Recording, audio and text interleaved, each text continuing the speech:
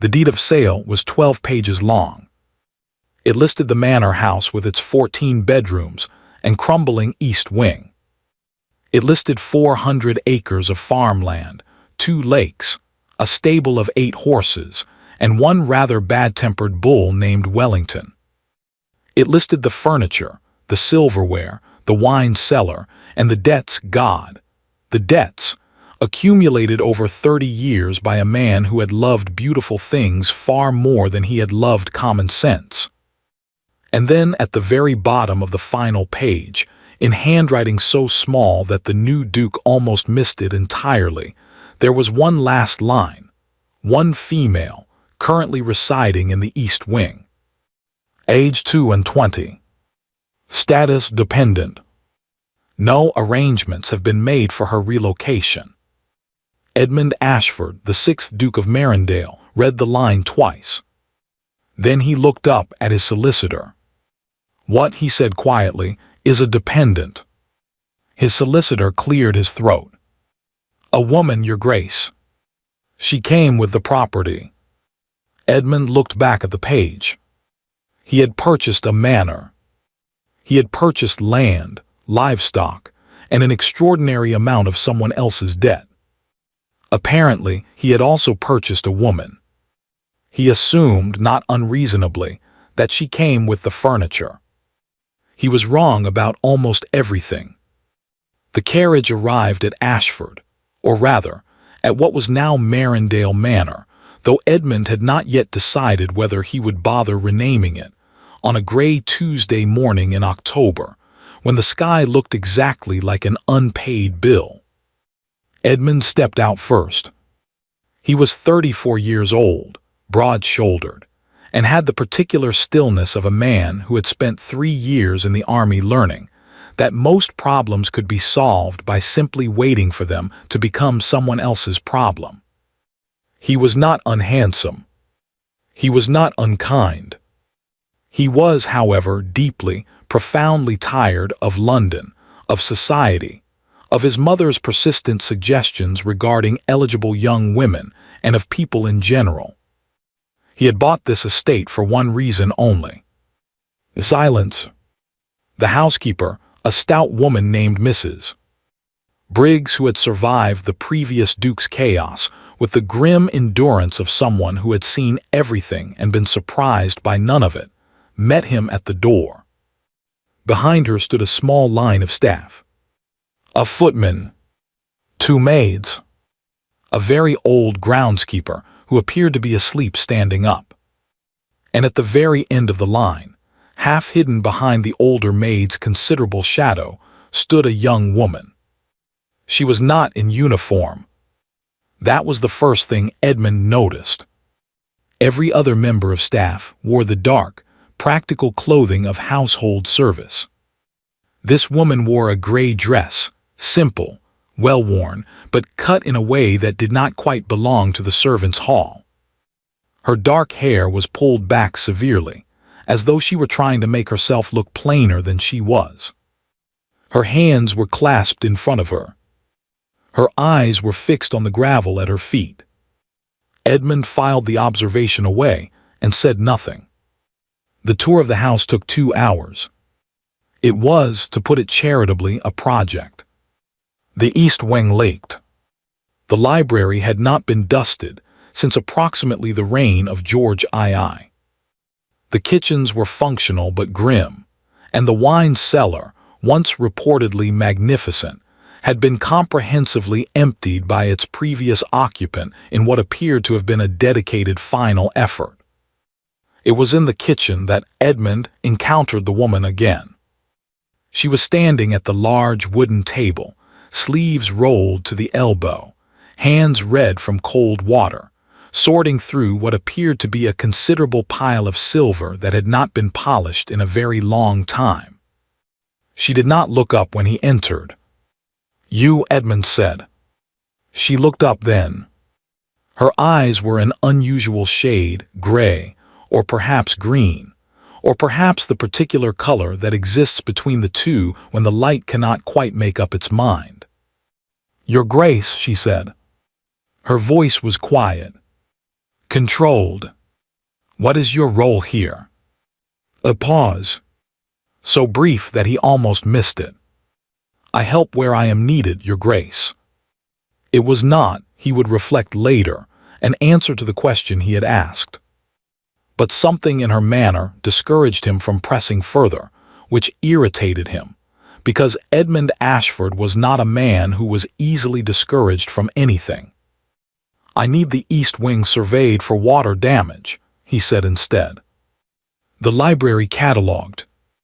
And this silver finished by Friday. Yes, Your Grace. She returned to the silver.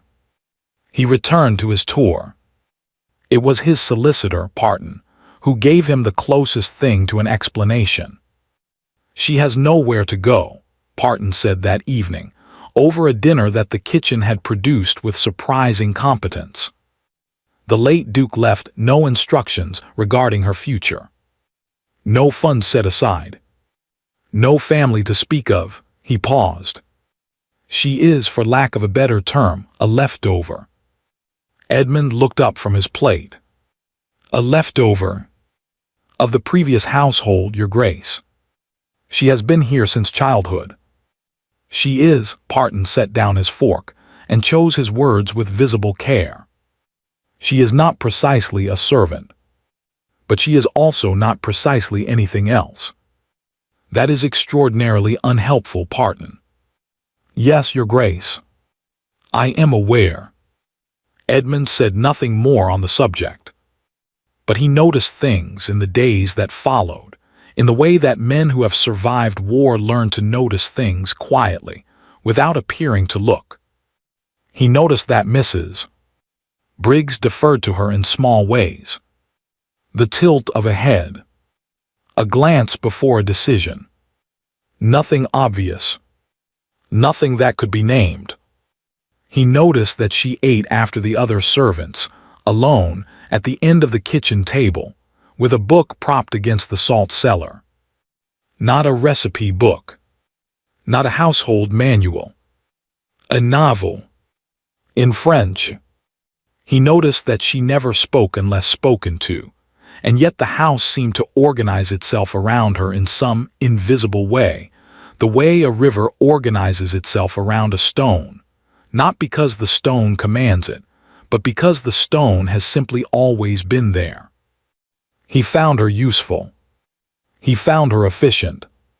He found her, on 3 separate occasions, faintly maddening in ways he could not adequately explain. It was on the 9th night that he found her in the library. He had come down past midnight, unable to sleep, intending to find something dull enough to bore him into unconsciousness. The library door was ajar. A single lamp burned inside. She was sitting at the late Duke's desk. Not cleaning it. Not dusting the shelves. Sitting at it in the Duke's own chair, with a stack of letters open before her, reading by lamplight with an expression on her face that Edmund could not immediately name. It was not guilt. It was something older than guilt. He pushed open the door. She rose so quickly that the chair scraped back, and for one unguarded moment her face showed something raw and startled before the composure returned, like a curtain pulled across a window. Your Grace, I apologize. I will.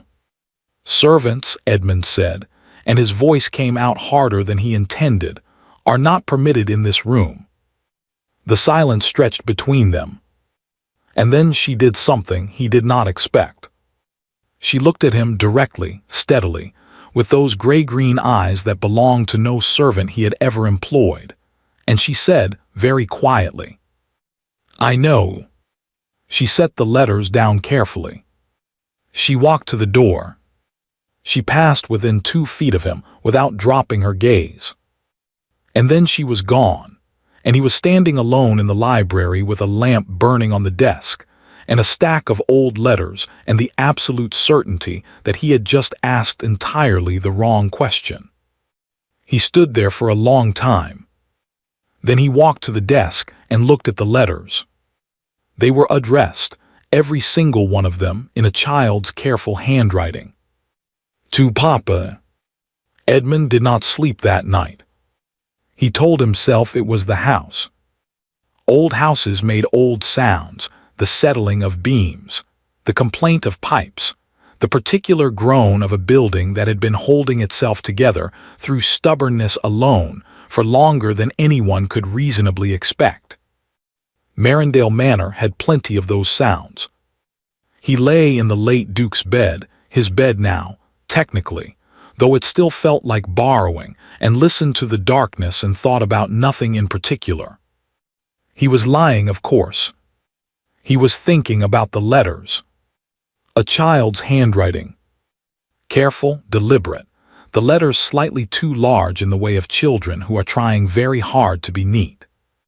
And the late Duke had kept them, not in a box, not filed away with household accounts, but on his desk. Where he worked. Where he sat every day. Edmund rose before dawn, dressed without calling for his valet, and went back to the library. The letters were exactly where she had left them. He did not read them. He was not certain why. He sat in the Duke's chair, his chair, and looked at them for a long time. Then he got up and walked to the far end of the library, to the wall that connected to the main hallway, and stood in front of the thing he had somehow failed to properly look at in 9 days of living in this house. The portrait. It was large. They always were in houses like this, as though the aristocracy believed that scale was a form of permanence. The late Duke was painted in his prime, 40 perhaps, standing beside a window with the estate visible behind him. A handsome man. Dark-haired. Satisfied with himself, in the way of men who have never had reason to doubt their place in the world. Beside him seated was a woman. Fair, elegant, with the careful expression of someone who has been told to sit still for a very long time. And in front of them both, standing slightly apart from her mother in the unconscious way of children who have not yet learned to perform for painters, was a little girl. Dark-haired, serious-faced, gray-green eyes. Edmund stood very still. The little girl in the portrait was perhaps 7 or 8 years old. Her dress was blue. Her hands were clasped in front of her, in exactly the way that a woman downstairs clasped her hands when she was trying not to show what she was feeling. He looked at the portrait for a long time. Then he went to find Parton.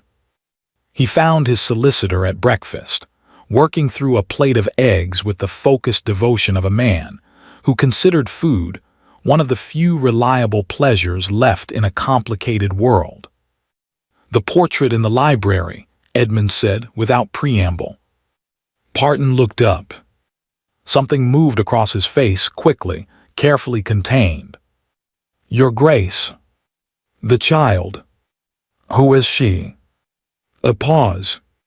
Parton set down his fork with the particular deliberateness of a man buying himself time. The late Duke had a daughter, Parton said finally. She died young, I believe. Fever. Very sad. He picked his fork back up. Terrible thing. Edmund looked at him. Parton was a competent solicitor.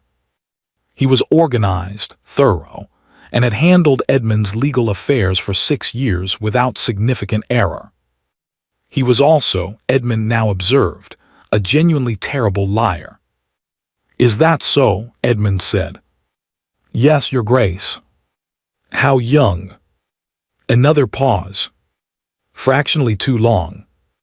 I confess, I don't recall the precise details. Edmund poured himself coffee. And the woman currently residing in my East Wing. The dependent. Does she have a name? Clara, Parton said. Clara. Ashby. Ashby, Edmund repeated it slowly. Not Ashford. No, Your Grace. The late Duke's name was Ashford. Yes, Your Grace. And his daughter's name would have been. "Your Grace," Parton set down his fork again. His voice had acquired a careful, diplomatic quality that Edmund recognized as the sound of a man who has been paid to keep a secret and is now deeply regretting the arrangement. "There are certain matters pertaining to the late Duke's private affairs that were handled with a degree of discretion that I am not entirely at liberty to." "Parton." "Yes, Your Grace." "You are my solicitor." A long pause. "Yes, Your Grace." "Then your discretion," Edmund said pleasantly, "belongs to me." Parton looked at his eggs. He looked at the door. He looked at the middle distance with the expression of a man reviewing his life choices. "I think," he said at last, very quietly, "that this particular matter may require some additional investigation before I can speak to it with any confidence." Edmund looked at him for a moment longer. Then he stood, straightened his coat, and left the breakfast room. He had his answer. It simply wasn't the one Parton had given him. He watched her more carefully after that. Not obviously.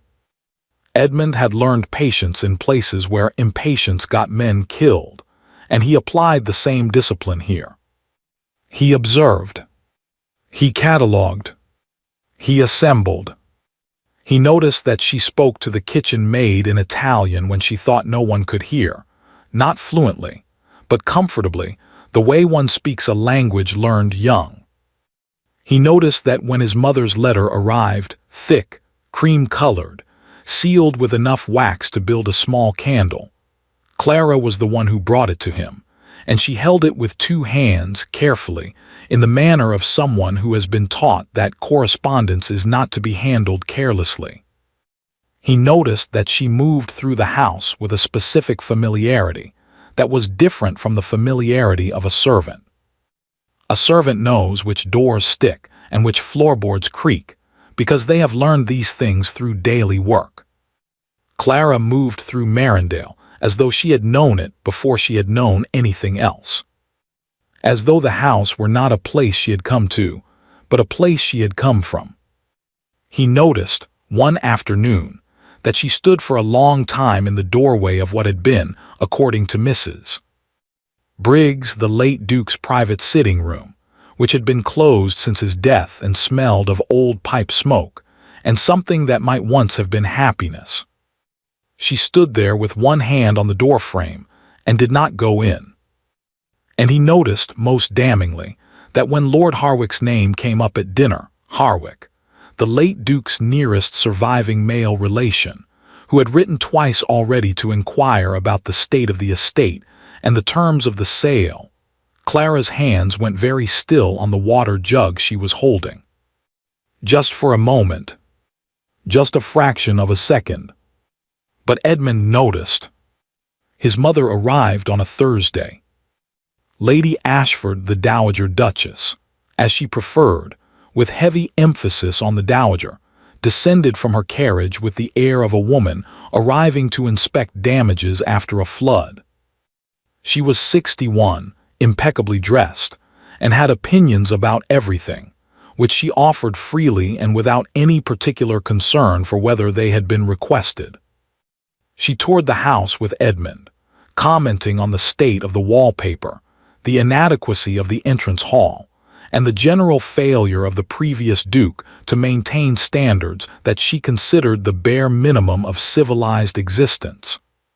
She was in the middle of a comprehensive assessment of the drawing-room curtains when Clara came in to set the afternoon tea. Lady Ashford stopped talking mid-sentence. Clara set the tray down. Arranged the cups. Did not look up. Edmund, his mother said, in a tone he recognized, the particular tone of someone who has seen something they cannot immediately classify. Mother, who is that girl? Staff, he said. She came with the property. His mother was quiet for a moment.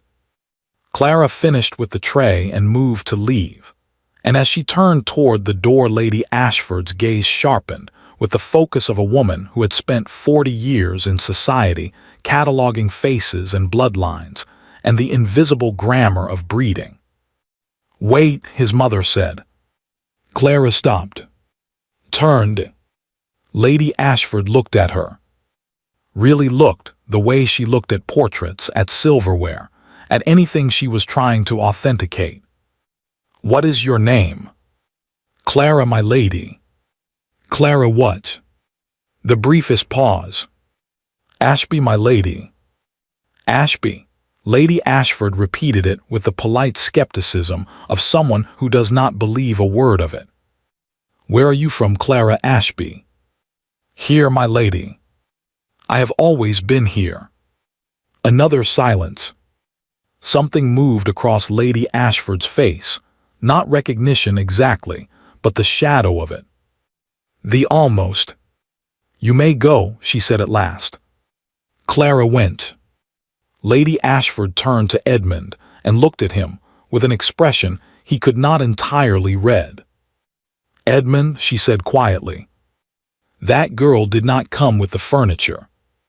"No," he agreed. "I don't believe she did."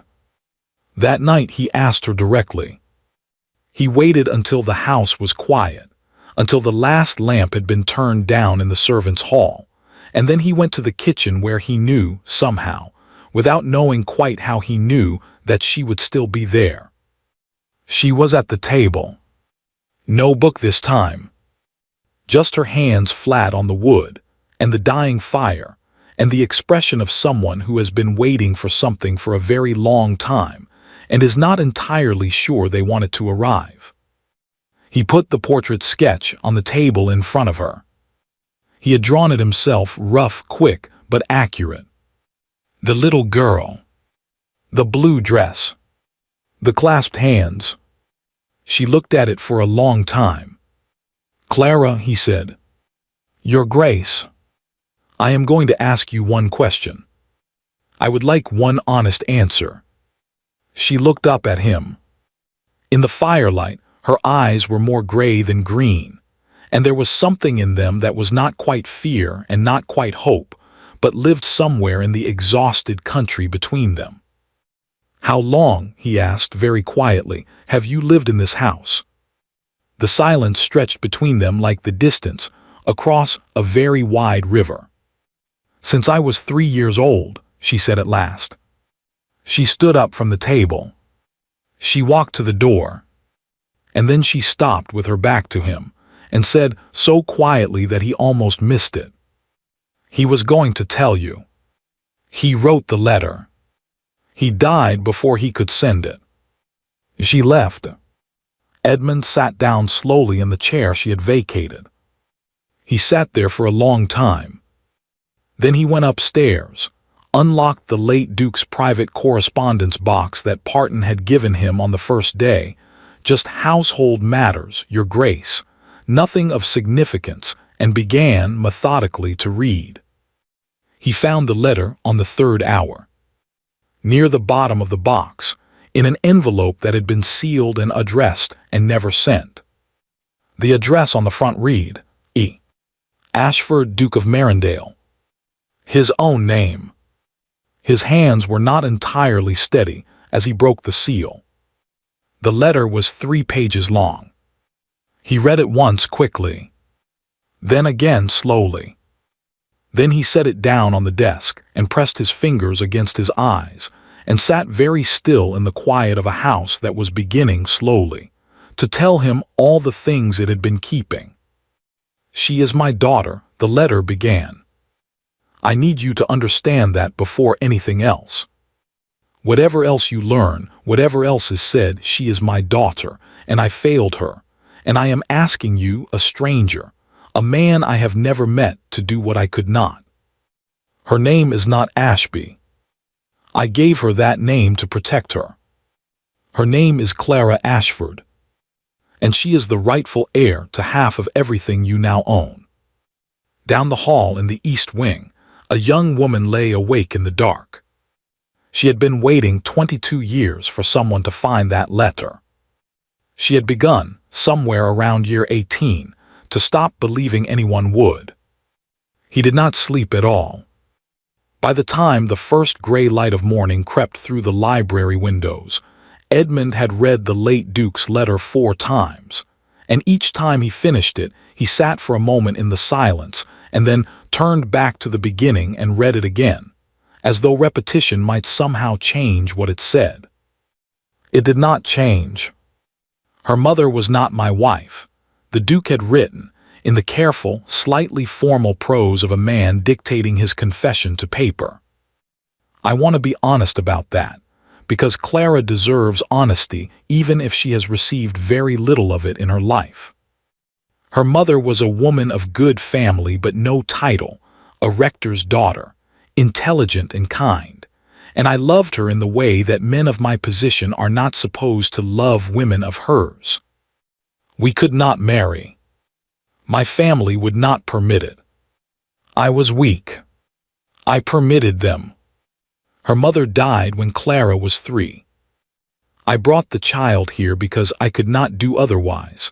I could not leave my own daughter with strangers. I told no one the truth of her parentage. I called her a ward, a dependent. I gave her a false name. I told myself it was to protect her. I know now that I was also protecting myself. I had a will prepared, a proper one, with Clara named and her inheritance documented. But Harwick found out.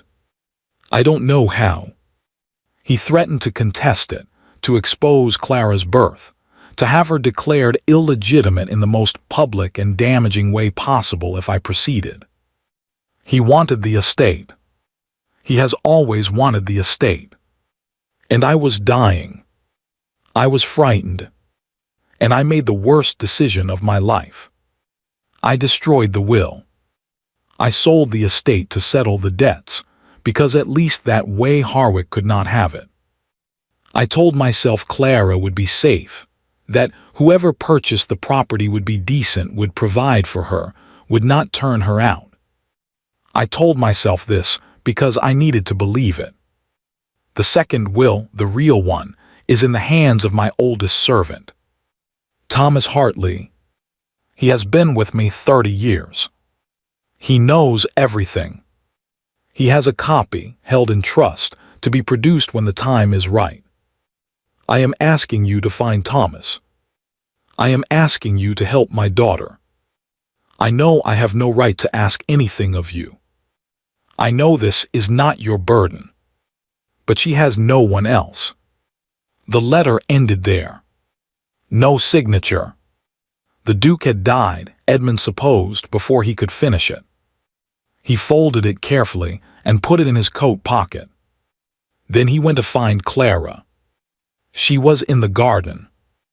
Not working, simply standing at the far edge of the formal lawn, where the grounds gave way to a line of old oaks that must have been there for 100 years or more. Her arms were wrapped around herself against the morning cold. She had not heard him coming, and for a moment he saw her as she was when she believed herself unobserved. The composure gone, the careful blankness dropped, just a young woman standing very still in the cold morning looking at trees that had been there for her entire life. He stopped a few feet away. She turned, heard him, and the composure came back instantly. The lifted chin, the clasped hands, the polite distance. Your Grace. I apologize, I found the letter, he said. The composure did not break. But something behind it did, a small, almost invisible fracture, like a crack appearing in glass a moment before it shatters. Which letter? She said carefully. He took it from his pocket. She looked at it for a long time. She looked at her father's handwriting on the outside, his particular, formal script that she would have known anywhere, had known since she was 4 years old, learning her alphabet from the books in his library. And then, for the first time since Edmund had arrived at Marindale, Clara Ashford, who had survived 22 years of silence and invisibility, and the specific, grinding humiliation of being erased from her own life, sat down on the cold stone garden bench, put her face in her hands, and wept. Edmund stood there. He was not a man accustomed to tears. The army had not been particularly conducive to them, and his mother expressed emotion primarily through the precise arrangement of furniture. He was not certain what to do. He sat down on the bench beside her and said nothing. He did not tell her it would be all right. He did not tell her to compose herself. He simply sat there, close enough that she was not alone, and waited. It lasted perhaps 5 minutes. Then she pressed both hands flat against her face, took a slow breath, and lifted her head. Her eyes were red. Her composure was imperfect. She looked more real than he had ever seen her. "He tried," she said. Her voice was rough. "I always believed he tried." "He did," Edmund said. "Badly and too late, and in ways that caused you considerable harm. But he tried." She looked at him with a flicker of something, surprise perhaps at the honesty. "Tell me," he said. "All of it. I need to understand." She told him. It took a long time, and she told it in the flat, careful way of someone who has rehearsed a story so many times in their own head that the telling of it has become a kind of armor facts presented without drama, because the drama is too large to be safely released. Her mother had died of fever when Clara was 3. Her father had brought her to Marindale and told the staff she was the daughter of a deceased distant relation. He had educated her privately, languages, music, history, everything a duke's daughter should know, while simultaneously teaching her that she must never, under any circumstances, claim to be what she was. He said it was temporary, she told Edmund, her hands wrapped around the cup of tea that Mrs. Briggs had appeared with at some point, with the unerring instinct of a housekeeper who understood that certain conversations required something warm to hold. Every year he said it was temporary. Every year something prevented him from formalizing it. Harwick or the lawyers or his own fear, I am not certain which in the end was the largest obstacle. She had grown up in the house like a ghost, present in every room, visible to everyone, acknowledged by no one. The servants knew or suspected, but no one spoke of it. Mrs. Briggs had been kind, in her gruff, practical way.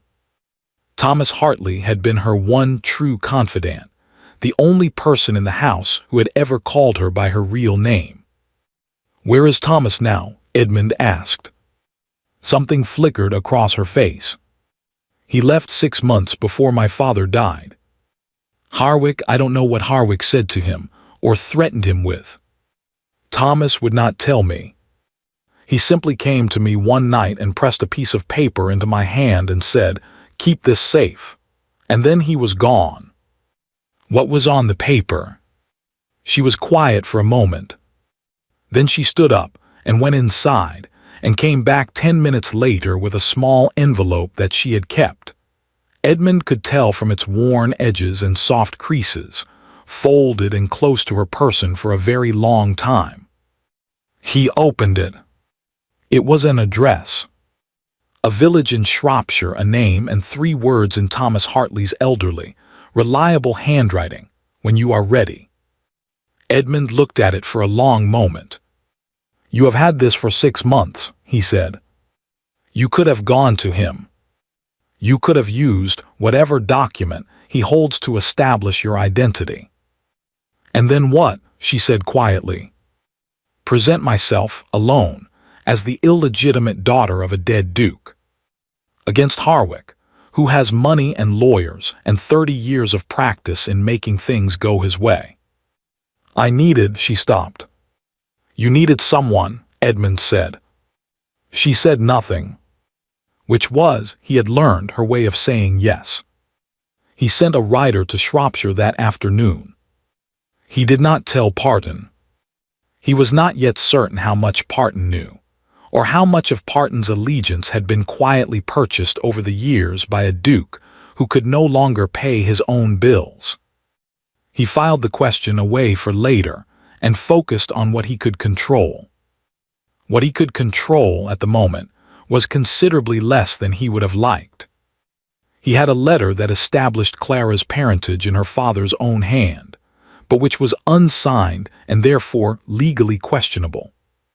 He had an address in Shropshire, and the hope that a 70-year-old former servant was still alive and still in possession of whatever document the late Duke had entrusted to him.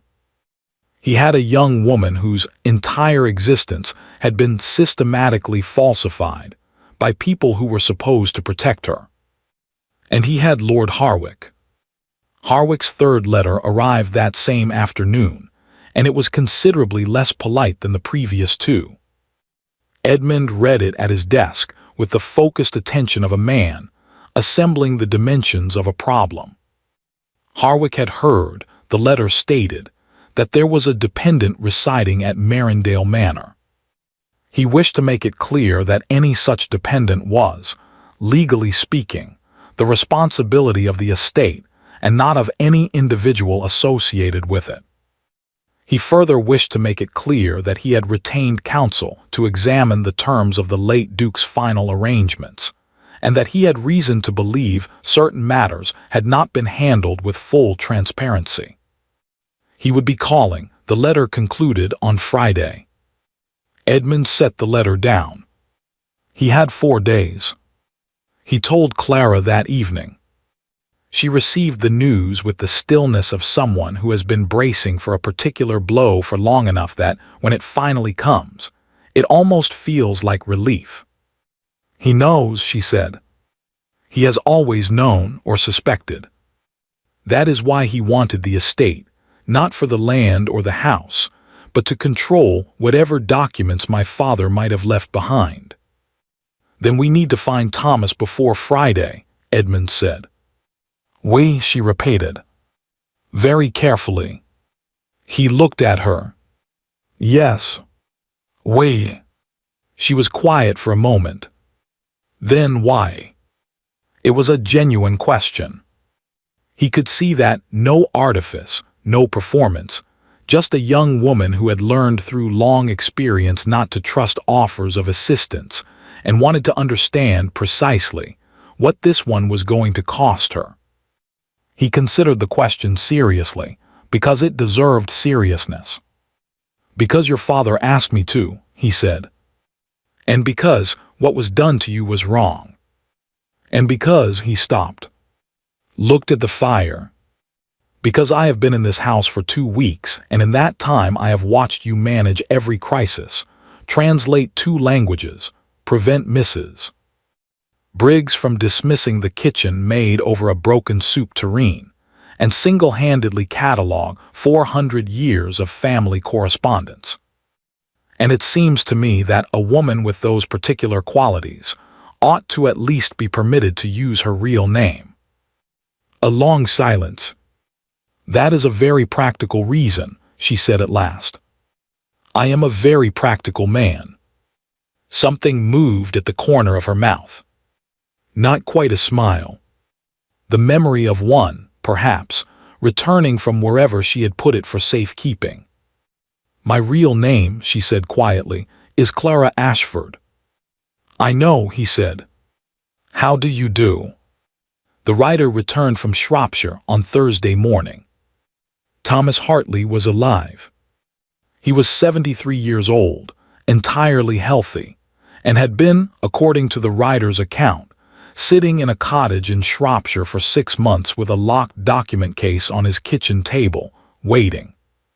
He would come, the writer reported immediately. Edmund passed the message to Clara over breakfast, formally, in the dining room, because he had quietly stopped pretending that she ate in the kitchen 2 days ago, and Mrs. Briggs had quietly stopped pretending to be surprised. She read the note, pressed her lips together, nodded once. Then she looked up, and there was something in her eyes that he had not seen there before, not hope exactly, which was too fragile a word for it. Something more durable than hope. Readiness. Lord Harwick arrived on Friday at 11 o'clock. He was a large man, florid-faced, with the expansive physical confidence of someone who has never had a room tell him to leave. He arrived with 2 lawyers, a personal secretary, and the air of a man who has already decided how the meeting will end. Edmund received him in the formal drawing room. Alone. Harwick looked around the room with the proprietary assessment of a man pricing furniture. "Ashford," he said, "good of you to receive me. I trust you've had time to review my correspondence." "I have," Edmund said pleasantly. "Sit down." Harwick sat. His lawyers arranged themselves behind him like expensive scenery. "I'll be direct," Harwick said. "There is a woman in this house. A dependent. I have reason to believe that this woman is connected to certain documents that properly belong in my possession, as the late Duke's nearest legitimate relation." "What sort of documents?" Edmund said. "Documents pertaining to the estate. To certain private arrangements the late Duke may have made." Harwick's smile did not reach his eyes. "I am sure you understand." "I understand perfectly," Edmund said. He stood up, crossed to the door, and opened it. Clara walked in. Harwick went very still. She was not wearing gray. Edmund had said nothing to her about what she chose to wear today. It was not his place to say anything. But she had appeared at the top of the stairs that morning in a deep blue dress that he had never seen before, her hair arranged with simple precision, her back straight, her hands not clasped but simply at her sides, open and steady. She looked, he thought, exactly like the little girl in the portrait, and nothing at all like a servant. "Lord Harwick," she said. Her voice was perfectly level. "I believe you know who I am." Harwick's florid complexion had taken on a slightly gray quality. "I know who you claim to be," he said. "Claims are not documentation." "No," Clara agreed. "They are not." And then the door opened again, and Thomas Hartley walked in. He was a small, slight man of 73, white-haired, with the careful, deliberate movements of someone who has carried something important for a very long time and has not dropped it yet. He carried a document case under his arm. He looked at Clara, and something moved across his face, profound, complicated, the look of a man who has kept a promise for a very long time and has finally been allowed to complete it. "Miss Ashford," he said. Her breath caught. Just slightly. The only crack in the composure. "Thomas," she said. "Thank you for waiting." He set the document case on the table. He unlocked it with a small key from his waistcoat pocket. He removed a sealed envelope and placed it in Clara's hands. Then he looked at Harwick with the calm, clear gaze of a man who has absolutely nothing left to fear. "The late Duke entrusted me with this," he said, "in the presence of a solicitor, a witness, and a notary 6 years ago. It is a signed and properly executed will, legal in every particular. I have also," he added, reaching back into the case, "a letter, a birth record, and a baptismal certificate." He laid each document on the table as he named it. "All properly authenticated," he said. "All pertaining to one Clara Margaret Ashford, daughter of the 5th Duke of Marindale." The room was very quiet. Harwick looked at the documents. He looked at Clara. He looked at Edmund, who was standing by the fireplace with his arms folded and an expression of mild, attentive patience. "This will not hold," Harwick said. His voice had acquired a slightly strangled quality.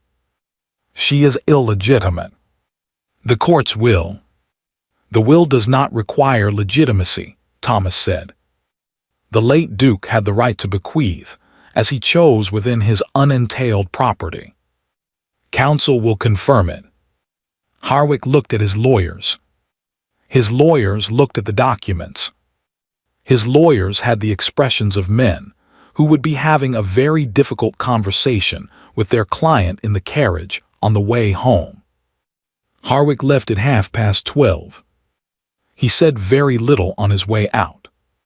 The lawyer said even less. The personal secretary gathered papers with the focused efficiency of a man pretending he had not witnessed any of the last hour.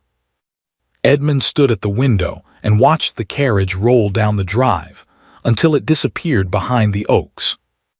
Behind him, Clara was sitting in the chair by the fireplace, not perching, not hovering at the edge of it the way she always had before, as though afraid to take up too much space, but sitting in it fully, her hands in her lap, the sealed envelope open beside her. She had not read it yet. She was looking at the fire. "It's over," Edmund said. "The first part," she said. "Yes." He turned from the window. She was looking at him now, and there was a question in her eyes that she was not yet asking.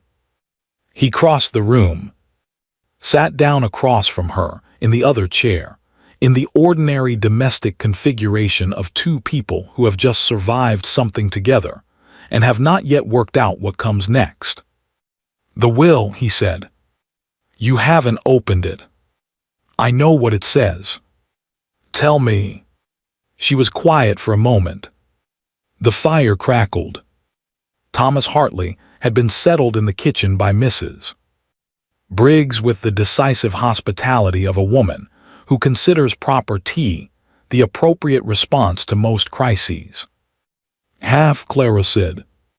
"If my identity is ever legally established, half of the unentailed property of the estate reverts to me." She paused. "Half of Marindale." Edmund absorbed this. Half of the estate he had purchased. Half of the land, the house, the lakes, the silence he had come here to find. And across from him sat a young woman who had been waiting 22 years for this moment, who had a better claim to this house than he did, who had more right to that chair by that fire than anyone else in England. "I see," he said. "You could contest it," she said. "Many men would." "Yes," he agreed. "Many men would." "Are you going to?" she asked. Very carefully, in the manner of someone who has learned not to assume the answer. Edmund looked at the fire. He looked at the window where the oaks were standing in their patient, 100-year way. He looked at the woman across from him who had been in this house since she was 3 years old and had never once been permitted to simply be here. "No," he said. "I am not."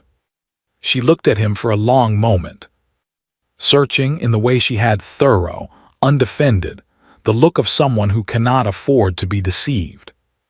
Whatever she found, it seemed to satisfy her. "Thank you," she said. "Don't thank me," he said. "It's your house." "Half," she said. "Half," he agreed. And there, in the pause that followed, in the warmth of the fire and the quiet of the house that was, finally, technically, legally, also hers, something shifted between them. Too subtle to be named yet. Too certain to be ignored. Edmund looked away first. He was not, he told himself, a man who was unsettled by things. He was beginning to discover, not a very reliable narrator of his own experience. That night, for the first time in 22 years, Clara Ashford slept in her father's house as herself. Not as a servant. Not as a dependent. Not as a leftover. As his daughter. The east wing still leaked. The wine cellar was still empty. The bad-tempered bull, named Wellington, still had opinions about everything. But the house felt somehow different, as though it had been holding its breath for a very long time, and had finally, quietly let it go. The morning after Harwick left, Edmund came down to breakfast and found Clara already at the table. Not at the end of it, where she had always positioned herself before, half in, half out, occupying the minimum possible space as though apologizing for her own presence. She was sitting at the side, midway down, with a cup of tea and a letter she was writing, and she looked up when he entered with the particular expression of someone who has decided, overnight, to stop making themselves small. He sat down across from her. Mrs. Briggs appeared with coffee and the careful non-expression of a woman who had waited 22 years for this particular breakfast and was not going to ruin it by acknowledging it. They ate in silence for a while. A companionable silence, the kind that does not require filling. "I need to go into the village today," Clara said, without looking up from her letter. "There are practical matters. The solicitor's office. The parish records." "I'll come with you," Edmund said. She looked up then. "You don't need to," she said. "I know," he said. "I'll come with you." A pause. She looked at him with that thorough, searching look. Then she returned to her letter. "Very well," she said. It was not, Edmund reflected, the most enthusiastic acceptance he had ever received. But it was, he was learning, entirely characteristic of Clara Ashford, who expressed agreement the way other people express devotion, briefly, precisely, and only when she meant it.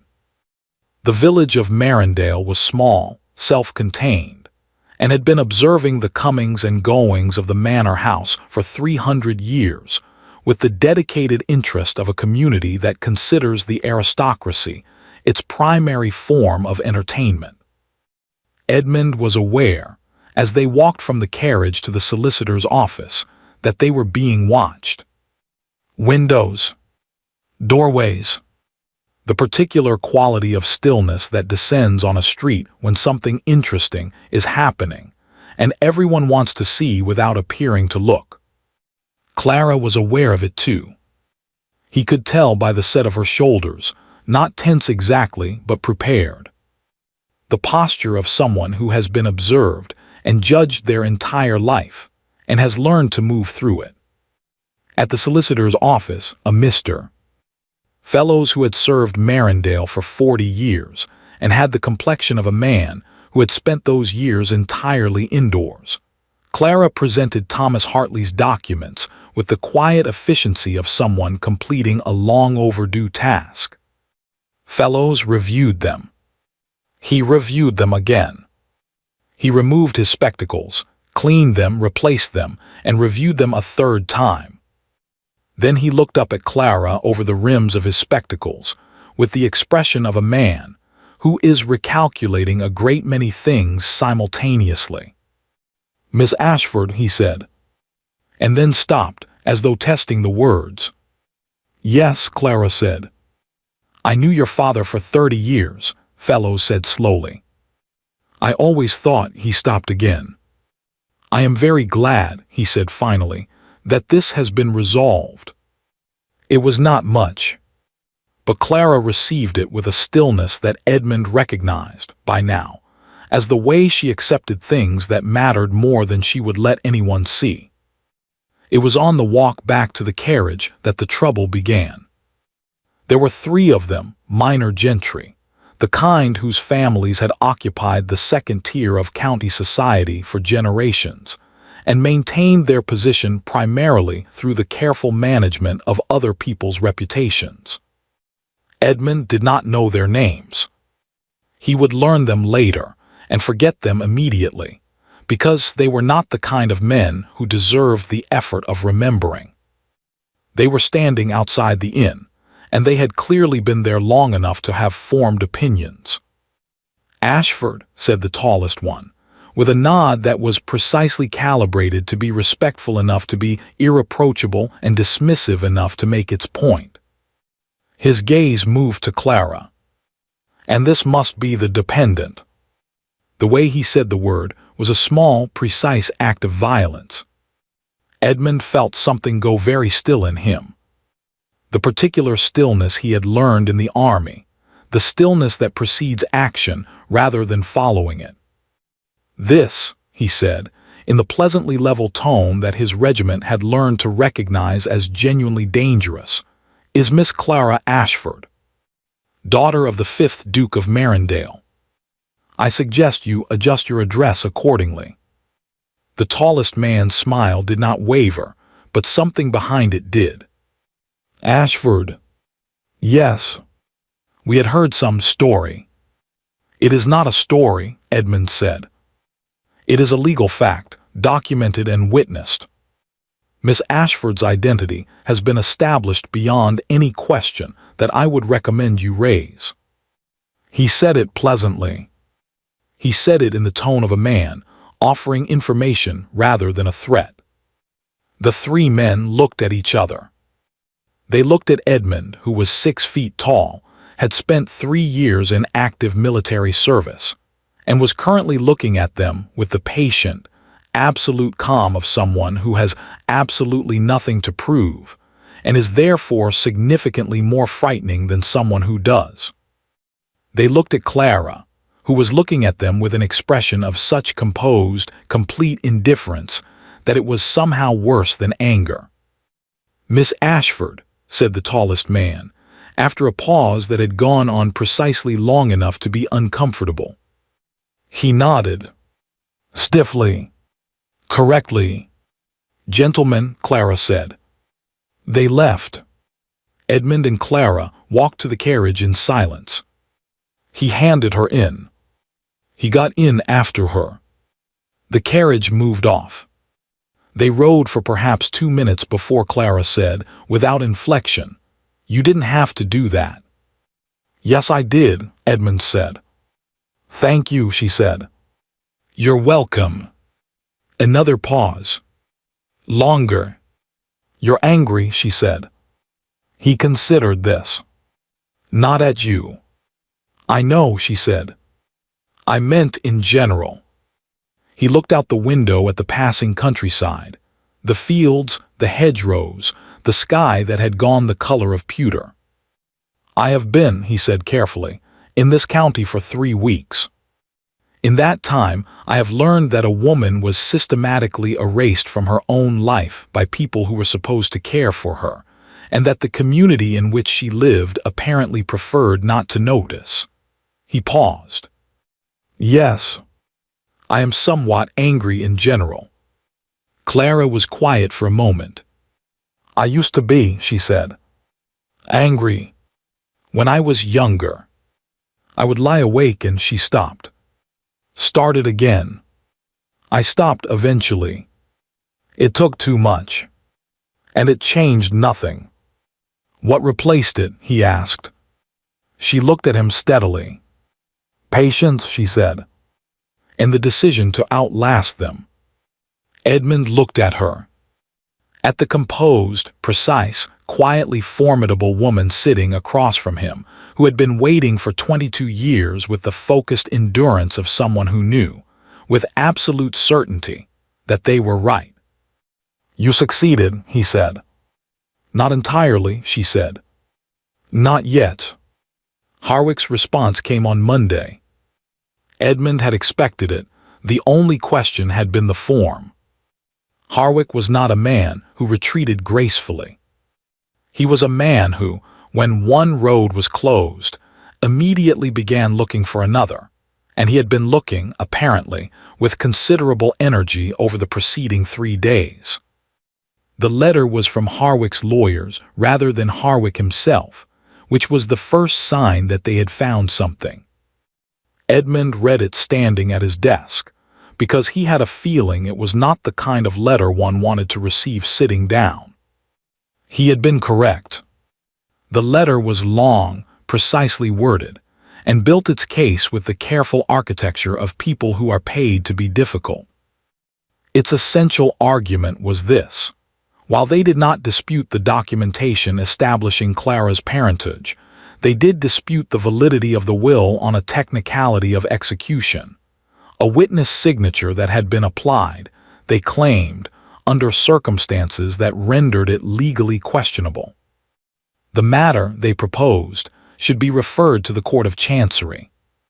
The Court of Chancery, Edmund knew from painful personal experience, moved with the urgency of a glacier and the expense of a small war. A case referred there could take years. In those years, Clara's legal status would remain unresolved.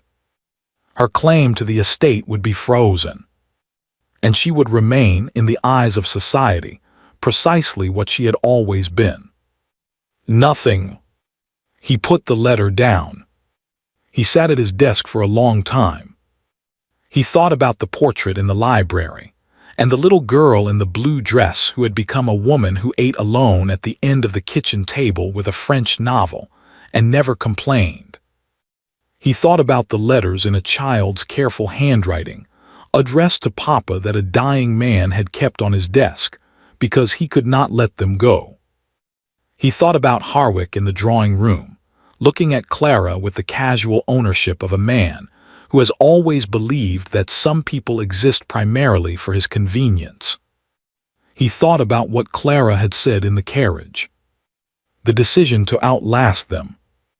And then, with the particular clarity that sometimes arrives after a long stillness, he knew what he was going to do. It was objectively an extraordinary decision. His mother would be appalled. Society would talk. The lawyers would have opinions.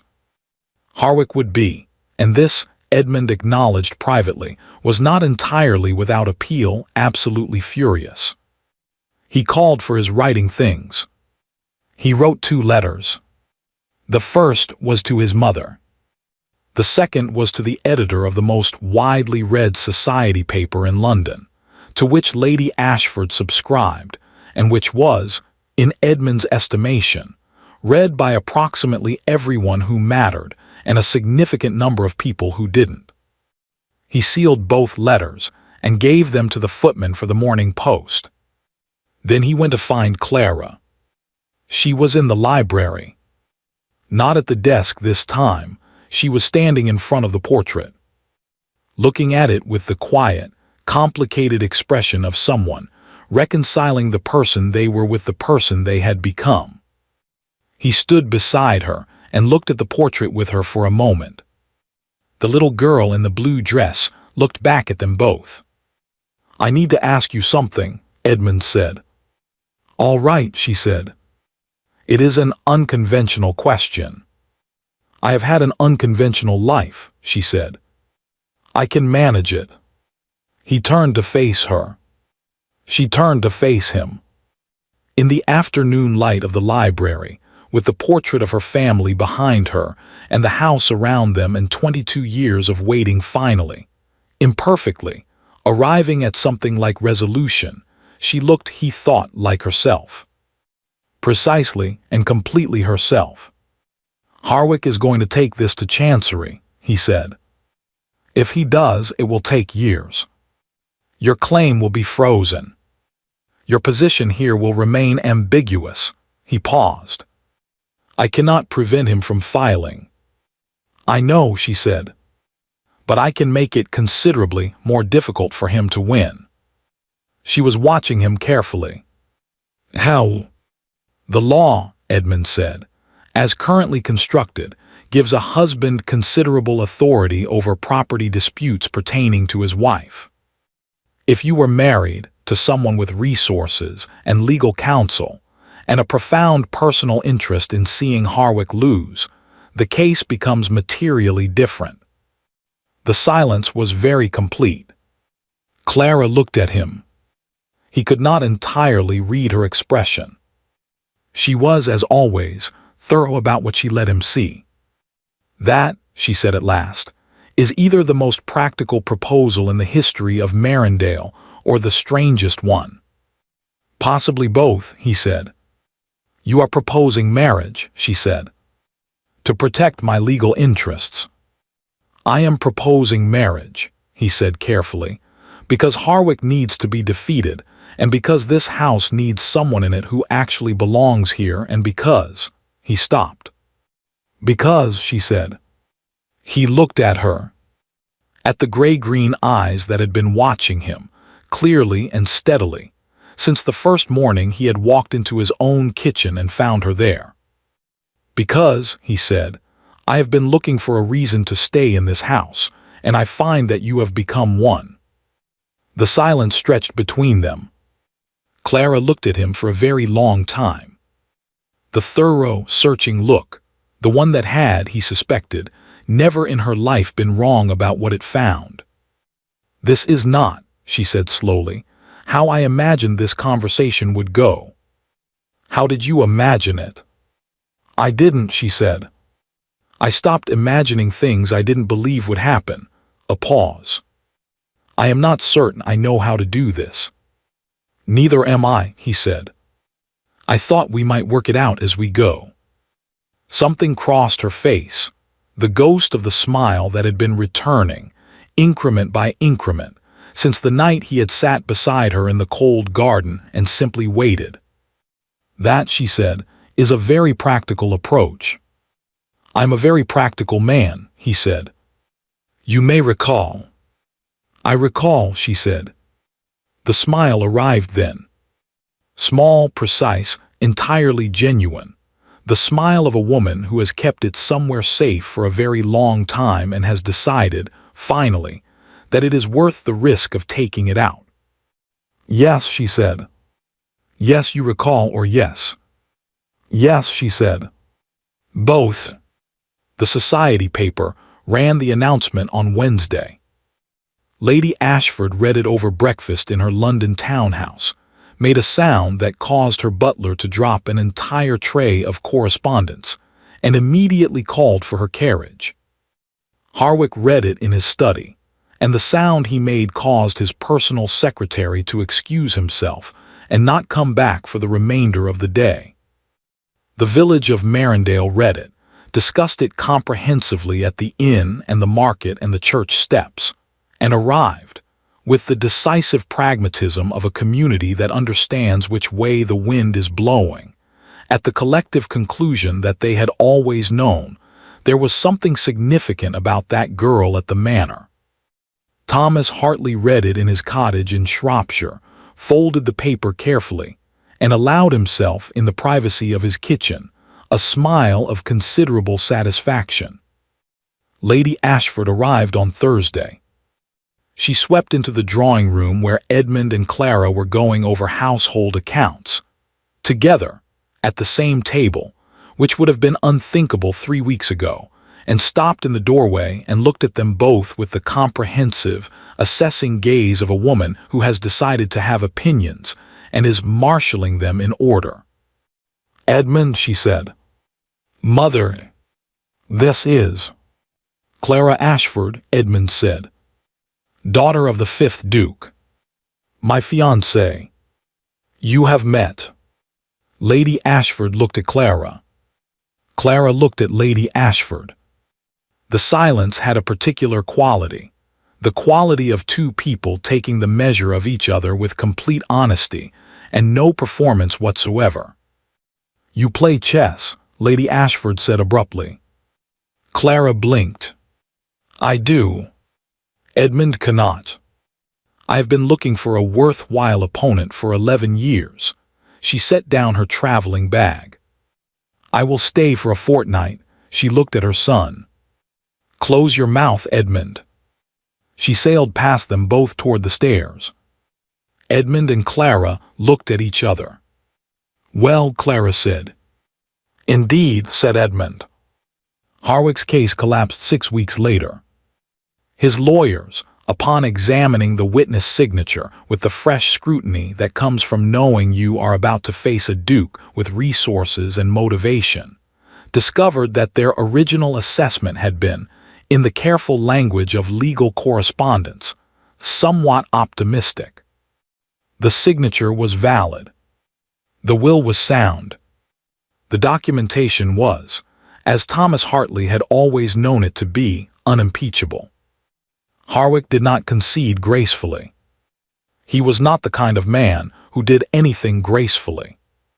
But he conceded, which was the only thing that mattered. The Court of Chancery never heard the case. Clara Margaret Ashford was formally, legally, irrevocably recognized as the daughter of the 5th Duke of Marindale, heir to half his unentailed estate, and as of a quiet ceremony in the Marindale Parish Church on a Friday morning in December, with Thomas Hartley and Mrs.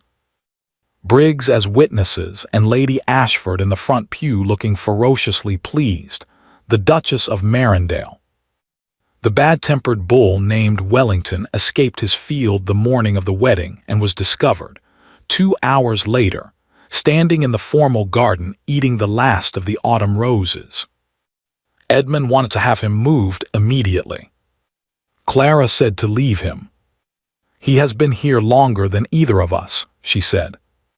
"He can have the roses." Edmund looked at her, this woman who had outlasted everything, who had waited and endured and kept her own name alive in her own heart when no one else would say it, who was standing in the garden of her father's house in a gray winter morning light as though she had always been exactly here and had simply been waiting for the world to catch up. "Yes," he said.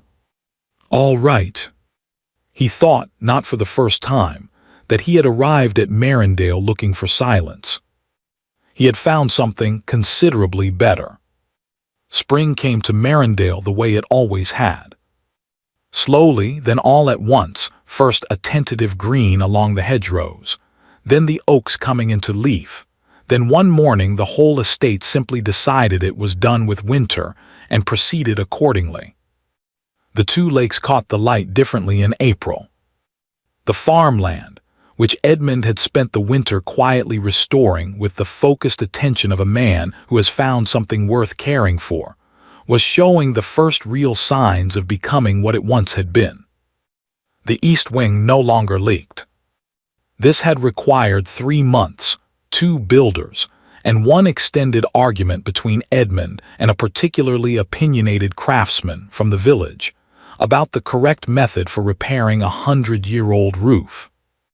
Clara had settled the argument by producing a document from the estate archives, written in 1741, in the careful hand of the 2nd Duke, that described the original construction in comprehensive detail. The craftsman had accepted this with the grace of a man who has been defeated by primary sources. Edmund had looked at Clara across the table where she had found the document, his desk now, their desk, covered in estate correspondence and household accounts, and 3 of Lady Ashford's chess problems which she had left behind with the implicit expectation that someone would solve them, and said nothing. But the way he looked at her said a great deal. Clara had become accustomed, over the winter months, to the way Edmund said things without saying them. It was, she had concluded, one of his more useful qualities. He did not perform. He did not embellish. When he looked at her in a certain way, it meant precisely what it appeared to mean, without qualification or condition. She had spent 22 years in a house where nothing meant what it appeared to mean. She found the directness extravagantly, quietly restoring. Mrs. Briggs retired in March. She had been waiting. She informed Clara on a Tuesday morning with the air of someone completing a transaction they had been holding open for some time, until things were settled. Things were now settled. She would be going to live with her sister in Bath. "I always knew," she said, standing in the kitchen where Clara had eaten alone at the end of the table for 22 years. "I want you to know that. I always knew who you were." "I know," Clara said. "I should have done more." "You did what you could," Clara said. "In the circumstances you had." She paused. "You called me by my name, when no one else would. You did it quietly, when we were alone, but you did it." She looked at the older woman steadily. "That was not nothing, Mrs. Briggs." Mrs. Briggs pressed her lips together in the manner of a woman who is not going to cry in the kitchen she has managed for 30 years. She was not entirely successful.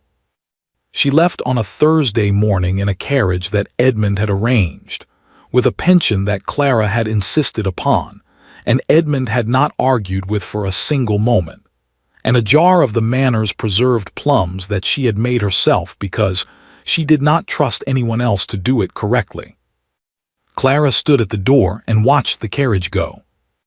Then she went back inside and stood in the kitchen for a moment, this room that had been the boundary of her world for so long, and looked at it. Then she went upstairs to her father's library. Her library. She sat at the desk and opened the window and let the April air in and worked through the morning correspondence with the quiet, comprehensive competence of a woman who has been managing an estate in practice for 20 years and is now simply permitted to do it in theory as well. Thomas Hartley came for Easter. He was, by his own description, too old for long journeys and too stubborn to stop making them, and he arrived in the carriage Edmund sent for him with the document case still under his arm, empty now, but apparently a comfort nonetheless. He walked through the house slowly, room by room, with the expression of someone completing a long-deferred accounting. Clara walked with him. They did not say much. They had never needed to.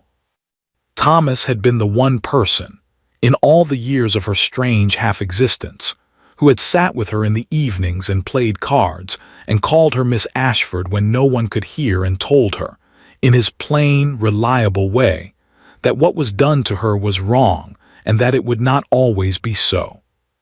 She had not always believed him. She believed him now. In the portrait gallery, for the main hall had a second, smaller gallery that Edmund had been sorting through since January, they stopped in front of a painting that had been brought down from storage. It was smaller than the formal family portrait in the library, and less formal, a study perhaps, done by a private hand rather than a commissioned portraitist. It showed a young woman sitting in a garden chair, reading. Dark-haired, serious-faced. Perhaps 20 years old. She was not looking at the painter. She was entirely absorbed in her book, and there was something in her expression, unguarded, private, wholly itself, that could not have been posed. On the back, in the late Duke's handwriting, see. In the South Garden. Summer. He had it painted, Thomas said quietly. Without telling you. He had someone come when you were reading outside. He said he stopped. He said he wanted to remember you, as you were when you didn't know you were being seen. He said that was when you were most yourself. Clara looked at the painting for a long time. Where was it? She asked. His private rooms, Thomas said. He looked at it every day. She stood very still. She had spent a great deal of the winter deciding what she thought of her father. He had loved her. She had never doubted that, even in the worst years. But love, she had concluded, is not the same as courage, and he had possessed the first in abundance and the second in insufficient quantities, and she had paid the price for the difference. She had decided, somewhere around February, that she could hold both of these things at once. That she could be grateful for the love and angry about the failure, and know that neither canceled the other. She could grieve him and be furious with him and miss him and forgive him, imperfectly, in increments. She was working on it. I would like it hung in the library, she said. Near the window. Yes, Miss Ashford, said Thomas. She looked at him. Clara, she said. You can say it aloud now. He smiled. A small, complete, deeply satisfied smile. Yes, Clara, he said. The formal acknowledgement came in April. It was not dramatic. It was a document, several documents in fact, all properly executed and witnessed and filed in the appropriate offices. And it said, in the precise and bloodless language of the law, that Clara Margaret Ashford was the recognized natural daughter of the 5th Duke of Marindale, that her inheritance rights in the unentailed estate had been established, and that all previous informal arrangements pertaining to her residence and status were hereby superseded. It said, in other words, that she was real. Edmund brought the documents to the library and placed them on the desk in front of her without ceremony, because he had learned, over the winter, that Clara preferred things without ceremony. That ceremony was something that had always been performed around her and never for her, and she found the absence of it, in private moments, considerably more meaningful than its presence. She read through them. All of them. Carefully. Then she set them down and looked out the window at the south garden, where the first of the season's roses were beginning to consider the possibility of blooming. "Well," she said. "Well," Edmund agreed. "That's done, then." "That's done." "Are you all right?" he asked. She considered the question with the seriousness it deserved. Outside, the garden was doing its unhurried April work. The oaks were green. The lakes were catching the light. Wellington, who had been moved to a different field after the Rose incident but had escaped twice more since then, and showed no signs of reforming his character, was visible in the distance doing something inadvisable near the fence. "Yes," she said. "I think I am." She paused. "I think I have been slowly for some time." She looked at him. He was watching her with the particular quality of attention that she had come to understand was, for Edmund Ashford, the equivalent of everything he did not say aloud. He was a man of considerable internal weather and a very calm exterior, and she had spent the winter learning to read the one through the other, and finding that the effort was without qualification, without reservation, entirely worthwhile. "Thank you," she said. "For all of it." "You did most of it yourself," he said. "You stayed," she said simply. He looked at her. "Yes," he said. "I did." In May, they updated the estate records. It was Edmund's suggestion, practically motivated, as his suggestions generally were, because the estate records had not been properly maintained in a decade, and were in a state that he described as a moderate administrative crisis, and that Clara described as absolutely typical of my father. They worked through them together over the course of several evenings, at opposite ends of the desk with the lamp burning between them and the house quiet around them, and it was in the course of this work, ordinary, undramatic, entirely domestic, that Clara came across the original deed of sale. She almost missed it. It was filed between two household inventories and a letter about the drainage in the lower field, and she nearly turned past it before she registered what it was. She read it. She read the 12 pages. The manor house. The farmland. The lakes. The horses. Wellington. The wine cellar. The furniture. The debts. And then at the bottom of the final page, in handwriting so small it was almost invisible, one female, currently residing in the East Wing. Age 22. Status dependent. No arrangements have been made for her relocation. She sat with it for a moment. Then she took her pen. Very carefully, in her own clear handwriting, she drew a single line through the final entry. And beside it in the margin, she wrote 4 words. Edmund looked up from the ledger he was reviewing. "What are you doing?" he asked. "Correcting an error," she said. He came around the desk and looked over her shoulder at what she had written. In the margin of the deed, beside the crossed-out entry in Clara Ashford's precise, unhurried hand, "Her name is Clara." He was quiet for a moment. Then he put his hand over hers on the desk, briefly, simply, in the manner of a man who knows when words are not the right instrument. "Yes," he said. "It is." The deed of sale was refiled in the estate records, where it remained. The manor house stood, as it had always stood, at the end of the long drive behind the oaks. The east wing no longer leaked. The library had been catalogued, dusted, and reorganized by someone who knew exactly where everything should go, because she had known this house since before she could read the names on the spines.